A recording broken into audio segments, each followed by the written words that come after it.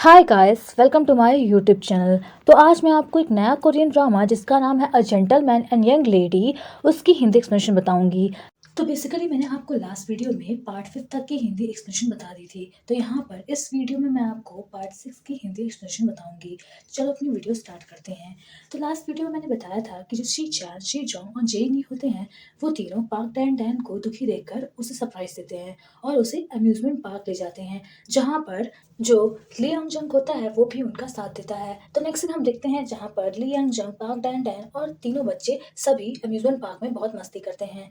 अब next scene हम देखते हैं कीजा का और वैंग डाइरैन का, जहाँ पर हमें पता चलता है कि जो कीजा और जो वैंग डाइरैन है वो दोनों बचपन में मिडिल स्कूल में फ्रेंड हुआ करते थे और एक दूसरे के नेबर हुआ करते थे। तो नेक्स्ट सीन हम देखते हैं जहाँ पर जो कीजा है वो वैंग डाइरैन से मिलने उसके घर आती है और यहाँ पर जो वैंग डाइरैन है वो भी पहचान जाती है कि कीजा उसकी बचपन की दोस्त है, बट यहाँ पर वो कीजा को इग्नोर करने की कोशिश करती है। अब यहाँ पर जो कीजा है वो तो पक्का पहचान जाती है कि जो वैंग डाइरैन है वो उसकी बचपन की दोस्त हुआ करती थी और यहाँ पर वो उसे बार बार याद दिलवाने की कोशिश करती है कि जब वो लोग नेबर हुआ करते थे तो उसके घर का जो गेट था वो रेड था और जो वैंग डाइरैन के घर का गेट था वो ब्लू था। और यहाँ पर जो वैंग डाइरैन की जो मदर थी उसने पैसे चोरी करके वहाँ से भाग गई और इसीलिए वो लोग बचपन में ही बिछड़ गए। इसके बाद जो कीजा और वैंग डाइरैन थे वो दोनों अलग अलग हो गए। अब यहाँ पर जो कीजा है वो बार बार वैंग डाइरैन को बिग एग कहकर बुलाती है, क्योंकि यहाँ पर जो वैंग डाइरैन है जब वो छोटी थी तो यहाँ पर जो कीजा और उसकी जो मदर होती थी वो दोनों वैंग डाइरैन को बिग एग कहा करते थे।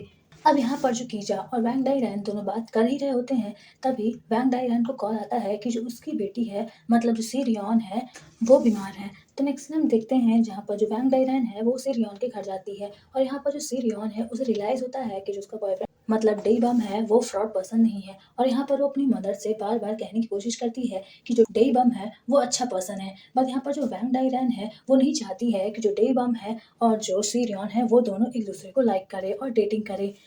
अब नेक्स्ट हम देखते हैं ली यंग जंग का और मिस एना किम का, जहाँ पर जो मिस एना किम है उसे पता चलता है कि जो पार्क डैन डैन है वही उसकी रियल बेटी है। तो यहाँ पर वो फिर से ली यंग जंग से रिक्वेस्ट करती है कि वो अपना अपार्टमेंट छोड़ के उसके घर में रहेगी। अब यहाँ पर जो ली यंग जंग है वो उसे इजाज़त दे देता है। तो नेक्स्ट हम देखते हैं जहाँ पर मिस एना किम ली यंग जंग के हाउस आ जाती है। तो नेक्स्ट सीन हम देखते हैं जहाँ पर जो वैंग डाइरैन है वो ली यंग जंग से कुछ पैसे मांगती है, ये बहाना करके कि वो सी रियॉन को बाहर घुमाने ले जाना चाहती है, बट यहाँ पर जो ली यंग जंग है वो उसे पैसे देने से मना कर देता है। अब यहाँ पर जो वैंग डाइरैन होती है उसे मिस एना किम के आने से बिल्कुल भी अच्छा नहीं लगता है। तो यहाँ पर वो ली यंग जंग से कंप्लेन करने लगती है कि उसने उससे बिना पूछे मिस एना किम को यहाँ पर कैसे रखा। अब यहाँ पर जो वैंग डाइरैन है वो ली यंग जंग से मिस एना किम को घर से बाहर निकालने के लिए कहती है, बट यहाँ पर जो ली यंग जंग है वो वैंग डाइरैन से कहता है क्योंकि मिस एना किम उसके बिजनेस में बहुत बड़ी पार्टनर है और उसकी बड़ी सिस्टर है, इसीलिए वो उसे घर से बाहर नहीं निकाल सकता है। और अगर वैंग डाइरैन को मिस एना किम के रहने से प्रॉब्लम हो रही है तो फिर वो घर से बाहर सी रियॉन के साथ रह सकती है। अब यहाँ पर जो वैंग डाइरैन है वो बहुत ही गुस्से में आ जाती है और वो घर छोड़ने का फैसला करती है।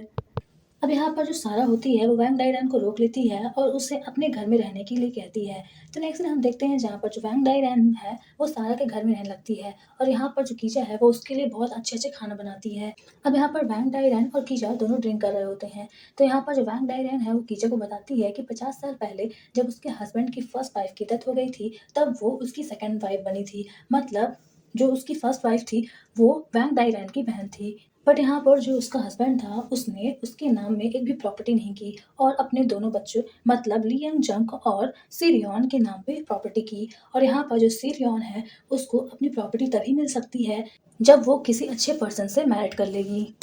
अब यहाँ पर जो वैंग डाइरैन है वो कीजा से कहती है कि अगर उसकी पहली बहू होती तो जो ली यंग जंग है वो उसके साथ जिस तरह का व्यवहार कर रहा है, मतलब उसे कभी भी मदर नहीं बोलता है, तो ऐसा कभी नहीं होता और ना ही वो उसे घर छोड़ने के लिए कहता। अब यहाँ पर वैंग डाइरैन को लगता है कि अगर वो ली यंग जंग के घर में नहीं रहेगी तो जो सी रियॉन है उसको उसकी प्रॉपर्टी नहीं मिलेगी, इसीलिए जो वैंग डाइरैन है वो तय करती है कि वो फिर से अपने घर वापस रहने के लिए जाएगी। तो नेक्स्ट हम देखते हैं जहाँ पर जो मिस एना किम है वो अपनी बच्ची मतलब पार्क डैन डैन के लिए कपड़े खरीद रही होती है, बट यहाँ पर वो दुविधा में होती है कि वो पार्क डैन डैन को वो कपड़े कैसे गिफ्ट करेगी। तो नेक्स्ट दिन हम देखते हैं जहाँ पर मिस एना किम सभी घर के लोगों के लिए गिफ्ट्स ले आती है और यहाँ पर वो पार्क डैन डैन के लिए भी एक सुंदर ड्रेस ले आती है। अब यहाँ पर जो जेनी होती है वो पाक डैन से फोर्स करती है कि वो उस ड्रेस को पहनकर हॉल में आए। तो नेक्स्ट हम देखते हैं जहाँ पर जो पाक डैन है वो बहुत ही सुंदर ड्रेस में हॉल में आती है और यहाँ पर वो बहुत ही प्रिटी लग रही होती है। अब नेक्स्ट सीन हम देखते हैं सोचुल की फैमिली का, जहाँ पर सभी लोग ब्रेकफास्ट कर रहे होते हैं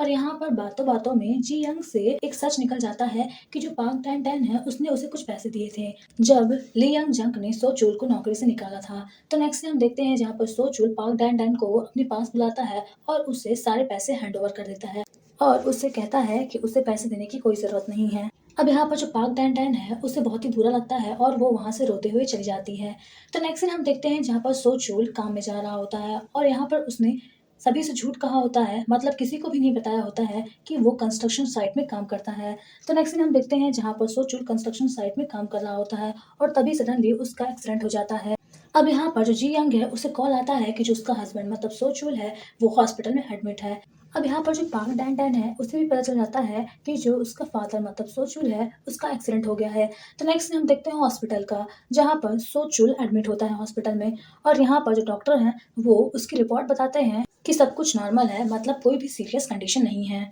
अब इधर जो पाक डैन डैन है वो अपने फादर से माफी मांगती है कि उसने जो भी अपने फादर को भला भला कहा और इसके बाद वो हॉस्पिटल लीव कर देती है। अब नेक्स्ट सीन हम देखते हैं जहाँ पर पाक डैन डैन घर वापस आ रही होती है और यहाँ पर रात हो जाती है। अब यहाँ पर जो ली यंग जंग है जब वो पाक डैन डैन को घर लेट आते देखता है तो वो उससे पूछता है कि वो कहाँ गई थी। अब यहाँ पर जो पाक डैन डैन है वो ली यंग जंग को सब कुछ सच सच बता देती है कि जो सोचुल है जिसको उसने ड्राइवर की नौकरी में रखा था वो उसके रियल फादर हैं। अब यहाँ पर जो पाक डैन डैन है वो ली यंग जंग को सब कुछ सच बताने की कोशिश करती है कि जो उसकी फैमिली है वो निर्दोष है और यहाँ पर जो पाक डैन डैन है वो ली यंग जंग को सब कुछ सच सच पहले ही बताने वाली थी, बट यहाँ पर वो डर गई थी क्योंकि अगर ली यंग जंग को पता चलता कि जो पाक डैन डैन और सोचुल है वो दोनों फादर और डॉटर हैं तो यहाँ पर वो दोनों को ही नौकरी से निकाल देता। अब यहाँ पर जो ली यंग जंग है वो इतनी बातें सुनकर बहुत ही गुस्से में आ जाता है और यहाँ पर वो पाक डैन डैन को तुरंत नौकरी लीव करने के लिए कहता है, बट यहाँ पर फिर वो रुककर पाक डैन डैन से कहता है कि वो सुबह चुपचाप यहाँ से निकल जाए। तो नेक्स्ट हम देखते हैं शीजोंग का, जहाँ पर जो पाक डैन डैन है वो उसे सुबह तो स्कूल छोड़ने जाती है, बट जब शीजोंग की दोपहर को छुट्टी होती है तो यहाँ पर वो पाक डैन डैन की जगह सारा को पाता है और यहाँ पर जो सारा है वो शीजोंग को बताती है कि जो पाक डैन डैन है उसने नौकरी को लीव कर दिया है। अब यहाँ पर जो शीजोंग है वो बहुत ही उदास हो जाता है। तो नेक्स्ट हम देखते हैं जहाँ पर घर के सभी सदस्यों को पता चल जाता है कि जो पाक डैन डैन है उसने सुबह ही नौकरी लीव कर दी है और यहाँ पर जो ली यंग जंग के तीनों बच्चे होते हैं वो ली यंग जंग से कंप्लेन करने लगते हैं कि आखिर उसने पाक डैन डैन की नौकरी क्यों छीन ली। तो नेक्स्ट हम देखते हैं जहाँ पर जो सी जोंग है वो बहुत ही दुखी हो जाता है और वो पाक डैन डैन को खोजने के लिए निकल जाता है, बट यहाँ पर वो खोजते खोजते बहुत ही दूर आ जाता है घर से और यहाँ पर वो अपने घर का रास्ता भी भूल जाता है। तो नेक्स्ट हम देखते हैं जहाँ पर ली यंग जंग मतलब सभी घर के लोगों को पता चल जाता है कि जो सी जोंग है वो गुम हो गया है। अब नेक्स्ट सीन हम देखते हैं जहाँ पर जो ली यंग जंग है वो पुलिस स्टेशन में रिपोर्ट लिखवाता है और यहाँ पर जो पुलिसमैन है वो सी जोंग को सबवे से ढूंढ लेते हैं। अब यहाँ पर जो सी जोंग है वो ली यंग जंग से बार बार जिद करने लगता है कि वो पाक डैन डैन को फिर से घर वापस ले आए। अब यहाँ पर जो ली यंग जंग होता है वो सी जोंग की बात मानने को तैयार नहीं होता है। तो नेक्स्ट हम देखते हैं जहाँ पर सी जोंग रात में सो रहा होता है और यहाँ पर जो सारा है जब उसे टच करती है तो उसे पता चलता है कि जो सी जोंग है उसे बहुत ही हाई फीवर है। तो नेक्स्ट हम देखते हैं जहाँ पर जो सी जोंग है वो ली यंग जंग को ये सारी बातें बताती हैं और यहाँ पर ली यंग जंग जो है वो डॉक्टर को कॉल करता है। तो नेक्स्ट हम देखते हैं जहाँ पर जो सी जोंग है उसका फीवर कुछ हद तक कम होता है। अब यहाँ पर जो सी जोंग है जब वो होश में आता है तो फिर से वो ली यंग जंग से जिद करने लगता है कि वो पाक डैन डैन को घर वापस ले आए। अब यहाँ पर जो ली यंग जंग है वो अपने बेटे मतलब सी जोंग को प्रॉमिस करता है कि वो पाक डैन डैन को घर वापस ले आएगा। अब इधर जो पाक डैन डैन है उसके पास अब कोई और नौकरी नहीं बची होती है, मतलब वो बिल्कुल ही बेरोजगार हो जाती है।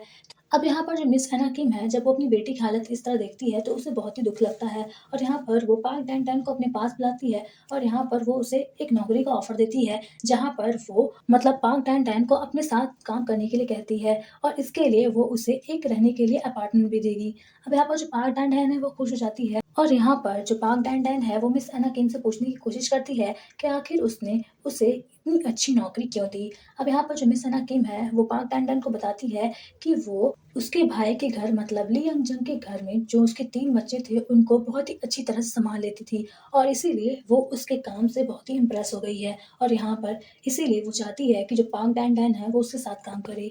अब यहाँ पर जो मिस अना किम है वो पाक डैन डैन को 3 दिन का सोचने का वक्त भी देती है। अब नेक्स्ट सीन हम देखते हैं जहाँ पर जो ली यंग जंग है वो पाक डैन डैन को ढूंढने निकल जाता है और यहाँ पर वो उसे एक ढाबे में पाता है जहाँ पर जो पाक डैन डैन है वो बर्तन धुल रही होती है और उसके हाथों में छाले पड़े होते हैं। अब यहाँ पर जो ली यंग जंग है वो पाक डैन डैन की ये हालत देखकर उसे डांटने लगता है कि आखिर वो इस जगह में कैसे काम कर रही है। अब यहाँ पर जो ली यंग जंग है वो पाक डैन डैन को घर वापस चलने के लिए कहता है, बट यहाँ पर जो पाक डैन डैन है वो मना कर देती है। तो यहाँ पर जो ली यंग जंग है वो पाक डैन डैन को बताता है कि उसकी वजह से जो सी जोंग है उसने रात तक खाना नहीं खाया है और वो उसको ढूंढते-ढूंढते सबवे में गुम हो गया था और उसे बहुत ही तेज बुखार भी है। तभी वहाँ पर जो ली यंग जंग है उसे सी जोंग का कॉल आ जाता है और यहाँ पर जो सी जोंग है वो अपने फादर मतलब ली यंग जंग से बार-बार पूछने की कोशिश करता है कि क्या उसे पाक डैन डैन मिली। अब यहाँ पर जो ली यंग जंग है वो पाक डैन डैन को सी जोंग से बात करने के लिए कहता है और यहाँ पर जो सी जोंग है वो पाक डैन डैन से रिक्वेस्ट करता है कि वो घर वापस आ जाए,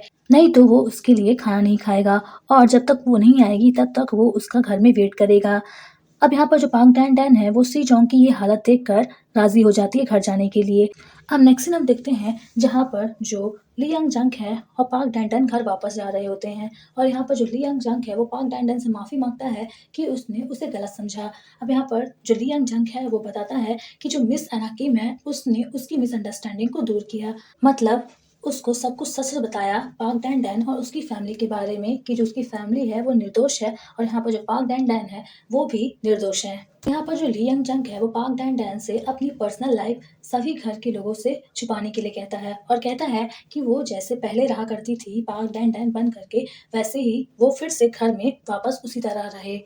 अब नेक्स्ट सीन हम देखते हैं जहाँ पर जो पाक डैन डैन है वो घर वापस आ जाती है और यहाँ पर जो तीनों बच्चे होते हैं वो बहुत ही खुश हो जाते हैं और उसे खींचकर ऊपर अपने कमरे में ले जाते हैं। अब नेक्स्ट सीन हम देखते हैं सीरियन का जहाँ पर वो डे बम से माफ़ी मांगने की कोशिश करती है जो भी उसकी मिसअंडरस्टैंडिंग डे बम के लिए थी, बट यहाँ पर जो डे बम है वो सीरियन को वापस डेटिंग करने के लिए मना कर देता है। तो नेक्स्ट सीन हम देखते हैं जहाँ पर जो सीरियन है वो बार में होती है और उसने बहुत ही ड्रंक किया होता है और वो सीधा डे बम के घर जाती है। तो नेक्स्ट हम देखते हैं जहाँ पर सभी लोग मतलब डे बम उसके फादर मदर उसकी ग्रैंड मदर उसके मामा और उसकी जो बहन है वो सभी डिनर कर रहे होते हैं और तभी वहाँ पर सीरियन आ जाती है जो कि नशे की हालत में होती है। अब यहाँ पर जो सीरियन है वो बार बार डे बम का नाम लेकर उससे माफ़ी मांगने की कोशिश करती है और इसके बाद वो वहीं पर बेहोश हो जाती है। तो नेक्स्ट हम देखते हैं जहाँ पर सभी लोग मतलब जो सभी घर के लोग होते हैं वो सीरियन को घर के अंदर ले आते हैं और यहाँ पर जो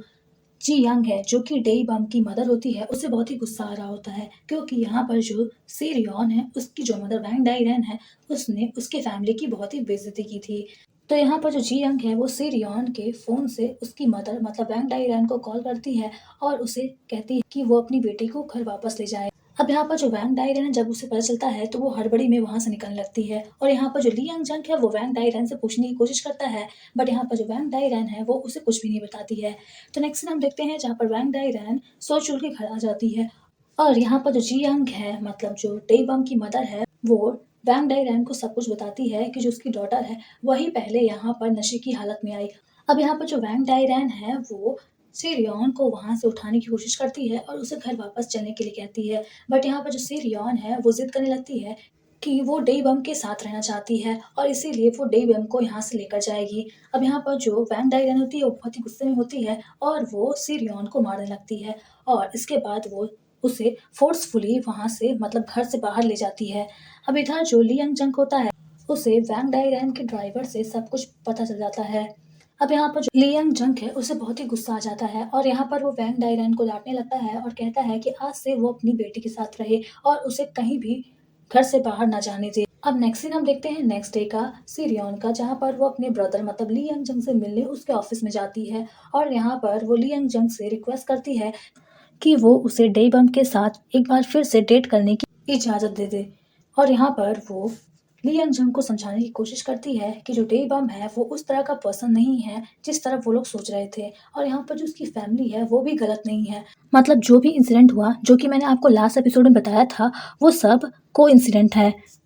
बट यहाँ पर जो ली यंग जंग है वो मानने को तैयार नहीं होता है। अब नेक्स्ट सीन हम देखते हैं जहाँ पर जो ली यंग जंग है उसे भी रियलाइज़ होता है कि जो पाक डैन डैन है और उसकी जो फैमिली है वो गलत नहीं है। तो नेक्स्ट सीन हम देखते हैं जहाँ पर जो ली यंग जंग है वो सो चुल से पर्सनली उससे माफ़ी माँगने जाता है और यहाँ पर वो सो चुल को सब कुछ बताता है कि जो पाक डैन डैन है उसने उसे सब कुछ बता दिया है कि जो सो चुल है वही उसका फादर है। और यहाँ पर जो ली यंग जंग है वो फिर से उसे नौकरी के लिए ऑफर करता है। अब नेक्स्ट सीन हम देखते हैं डई बम की ग्रैंडमदर का, जहाँ पर वो नौकरी की तलाश में होती हैं, बट यहाँ पर उसकी ओवर एज होने के कारण उसे कहीं भी नौकरी नहीं मिल रही होती है। अब नेक्स्ट सीन हम देखते हैं मिशुक का, जहाँ पर उसे एक नौकरानी की ज़रूरत होती है। तो यहाँ पर जो ग्रैंडमदर है वो मिशुक के घर आती है। अब यहाँ पर जो मिशुक है वो ग्रैंडमदर को देखते ही उसे रिजेक्ट कर देती है, बट यहाँ पर जो ग्रैंडमदर है वो उससे रिक्वेस्ट करती है कि एटलीस्ट वो उसे 2 दिन काम में रखे और अगर वो पसंद नहीं आई तो फिर वो उसे काम से निकाल सकती है। मतलब यहाँ पर जो ग्रैंडमदर है वो मिशुक को फ़ोर्स करती है कि वो उसे नौकरी पर रखे।